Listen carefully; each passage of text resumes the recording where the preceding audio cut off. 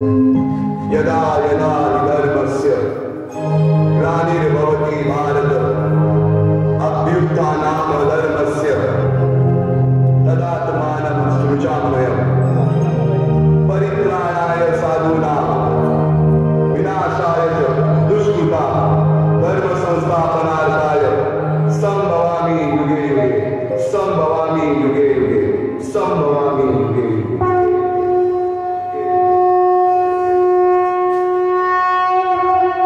जेव्हा जेव्हा धर्मावर ग्लानी येईल, जेव्हा जेव्हा धर्म वाढेल, तेव्हा तेव्हा सज्जनांच्या रक्षणासाठी, दुष्टांच्या संहारासाठी, धर्माची स्थापना करण्यासाठी मी युगानुयुगे जन्म घेईन।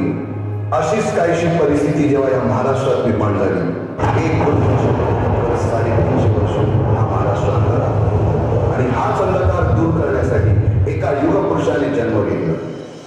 याच युगपुरुषाच्या पराक्रमाची, सामर्थ्याची आणि स्वराज्य स्थापनेची लहानशी गाथा आपल्या समोर सादर करीत आहे।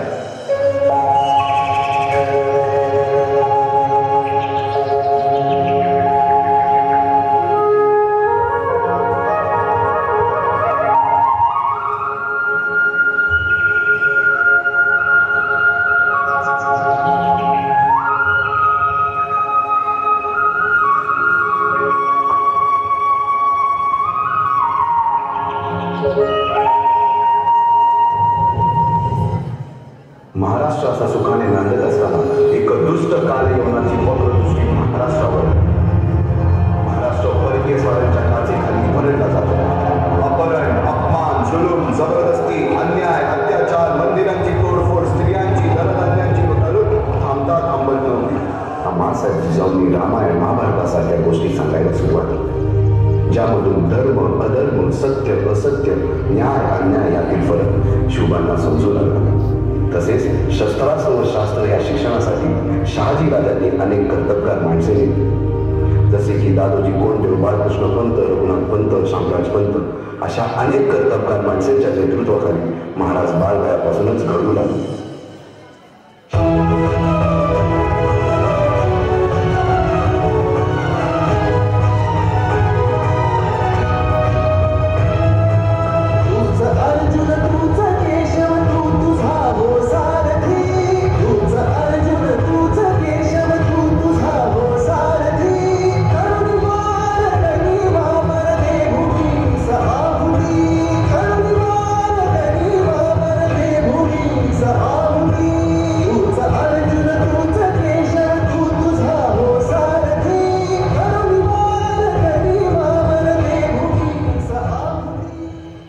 नेतृत्व कधीच साम्राज्य उभे करू शकत नाही, त्यासाठी तशी कर्तबगार माणसे, निष्ठावान मावळे घडवावे लागतात। शिवरायांनी असे सवंगडी त्या वयापासूनच पारखायला सुरुवात केली। तानाजी मालुसरे, सुजाजी मालुसरे, यसाजी कंक, सुजाजी काकडे, बाजी जेवले आणि अशा अनेक सवंगड्यांसमोर शिवबांनी शपथ घेतली स्वराज्याची, शपथ घेतली स्वराज्याच्या बांधणीची।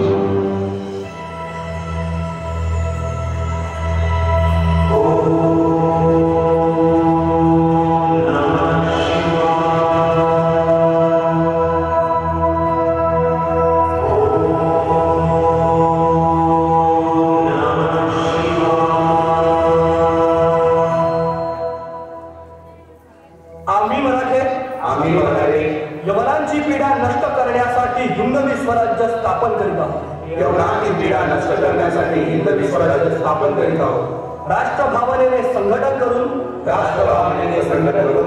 देशावरील परकीयांचे आक्रमण नष्ट करीत आहोत। देशावरील परकीयांचे आक्रमण नष्ट करीत आहोत। स्वकीय व परकीय शत्रूंचे उच्चाटन करण्यासाठी स्वराज्य स्थापन करीत आहोत। यात तू आम्हास यश द्यावे। हे राज्य व्हावे ही तर श्रींची इच्छा। रायरेश्वरासमोर शपथ घेतली आणि स्वराज्याची गोडधोड सुरू झाली। तोरणा किल्ला घेऊन स्वराज्याचे तोरण बांधले। पुढे मुरुंब देवाचा डोंगर, कुवारी गड, सुभान मंगल, कोंडाणा, शिरवळचा किल्ला, पुरंदर आणि 12 मावळ